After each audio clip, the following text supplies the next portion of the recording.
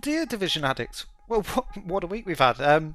We are well and truly on the Division 1 nostalgia tour, it would seem, in Year 7 Season 1. I do wonder if this is the effect of having Julian Garrity back in the hot seat, or the devs finally realising that they left a lot on the table in Div 1. But whatever the reason, I'm here for it. Well, they did say in the showcase sometimes you need to go back to where it started to see how far you've come. And I think that's certainly the case with these patch notes. So we're going to hit these, just the good stuff, in as quick as we can, because I know there's going to be 100 videos, and I know they're all going to take like 25 minutes.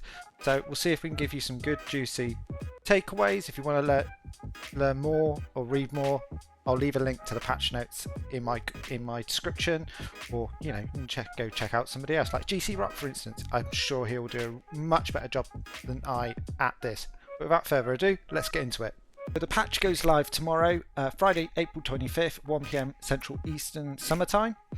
If you don't have it, you can get it from Ubisoft Connect. Unfortunately, it's not available on Steam. You have to have bought the game from Ubisoft Connect to be able to access the PTS. But it's going live tomorrow and running until, like, for me, like midday, 1 o'clock on Monday.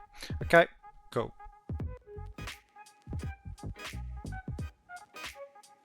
Right, so quality of life. We're going to start where it really matters.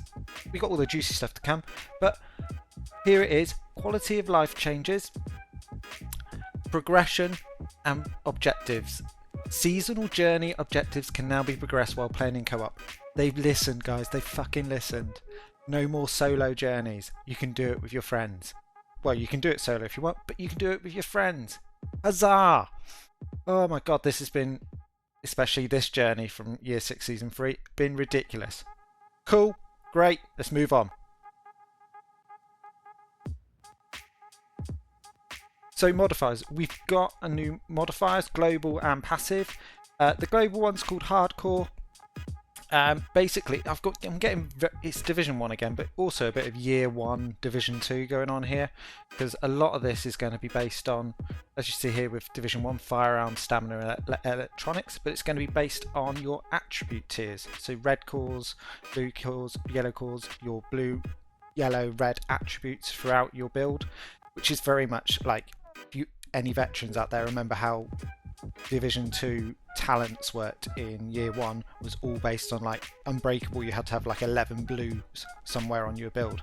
So it's very much based about that, but basically you can go over crit chance cap for firearms, stamina you can get bonus armor for having more blues, electronics you can have your cooldown of the skill is going to be reduced. The tiers are going to work very much like they have done this time, so that progressively as you get to tier 5 you'll get more of those good things, as you can see here.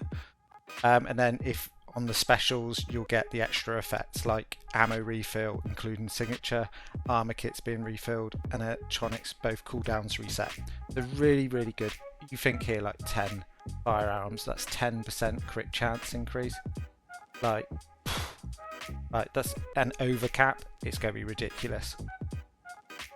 Active modifiers, so the ones you can proc, that's like your special. We've got a load of them here. I won't go into them in too much, but all the names are Div 1 focus, basically target rich, assault link, security link, tech link.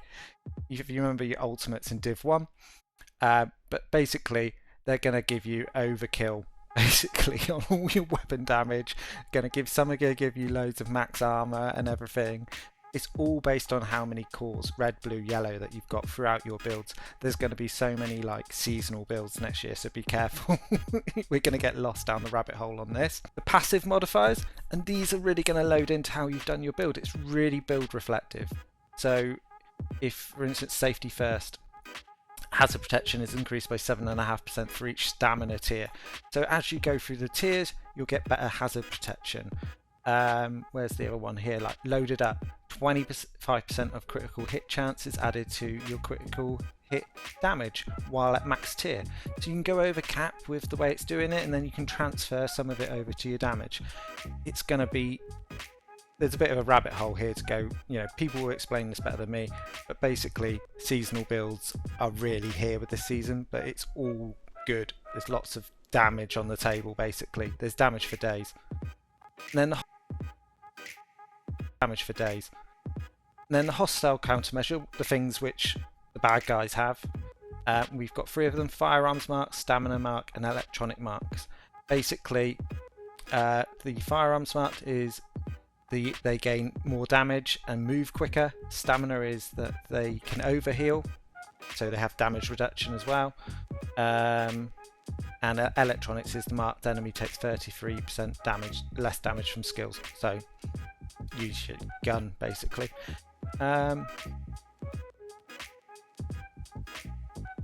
Now here's really juicy part.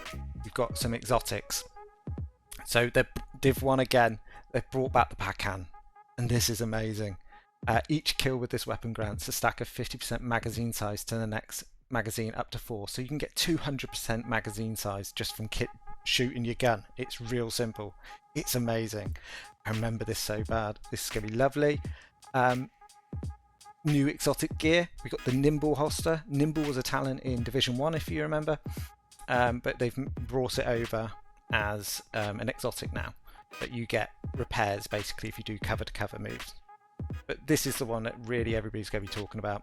This is Alpha Bridge in an exotic basically. So if you have 2 weapons at the same archetype, so 2 ARs, 2 LMGs, 2 SMGs, etc., you can have both of the weapon talents on your primary.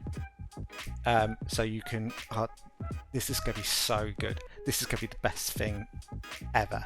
Think, I don't know, like I've written a few down, but like think killer and preservation, so you've got death and armor on kill, for instance, but like killer and sadist, flatline and sadist on a FAMAS or shield splinter. Oh, like if you think in shotguns with a Hunter's Fury headhunter build, you could have brazen and pummel on an M870. Oh, it's going to be so much fun. I'm so excited for this one. I don't know if you can tell.